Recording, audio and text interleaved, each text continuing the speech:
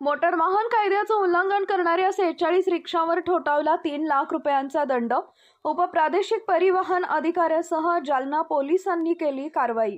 जालना शहरात गेल्या काही दिवसांपासून मुदत संपलेल्या किंवा भंगार झालेल्या रिक्षा सर्रासपणे धावत आहेत। या रिक्षा या वाहतूक नियमांचं उल्लंघन करून शहरात सर्रासपणे उच्छाद मांडलाय।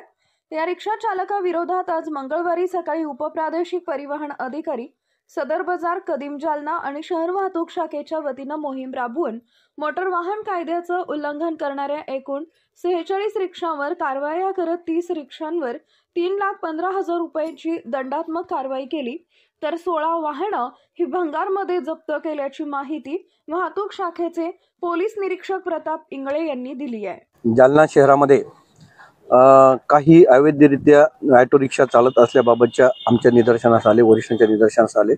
काही ऑटो रिक्षा परमिट नाही किंवा बाहेरच्या जिल्ह्यातून या ठिकाणी चालतात अशा प्रकारच्या सुद्धा तक्रारी प्राप्त झाल्यानंतर आमच्या जिल्ह्याचे जिल्हा पोलीस अधीक्षक माननीय अजय कुमार बंसल सर, अपर पोलीस अधीक्षक माननीय श्री आयुष लोमानी सर व जालना उपविभागीय अधिकारी कुलकर्णी सर यांच्या आदेशानुसार, मार्गदर्शनानुसार तसेच RTOची संपूर्ण टीम, त्यांचे वरिष्ठ अधिकारी, त्यांची टीम, अशा प्रकारे दोन्ही टीम RTO आणि पोलीस या दोन्ही टीमच्या संयुक्त कारवाईमध्ये आज आपण जालना शहरामध्ये एकूण 46 असे ऑटो रिक्षा डिटेन केलेले आहेत, ज्या ऑटो रिक्षांनी मोटर वाहन कायद्याचं उल्लंघन केलेलं आहे। अशा सर्व कारवाई दरम्यान RTO विभागाने त्यांच्यावर दंडात्मक कारवाई केलेली आहे।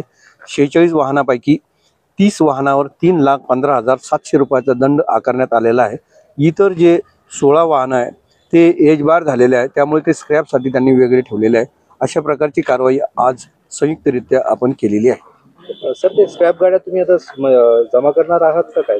याबाबत RTO विभाग निर्णय घेईल आणि त्यानुसार पुढची कारवाई। जालन्यात अनेक अजूनही रिक्षा, मोठ्या गाड्या म्हणा स्क्रॅप मध्ये चालत आहेत, त्यावरती कारवाई कधी होणार? निश्चित अशी ही कारवाई सातत्याने पुढे सुद्धा करण्यात येईल आणि ज्या अवैधरित्या जालना शहरामध्ये रिक्षा चालतात त्यांच्यावर कारवाई नियमानुसार करण्यात येईल। थँक्यू।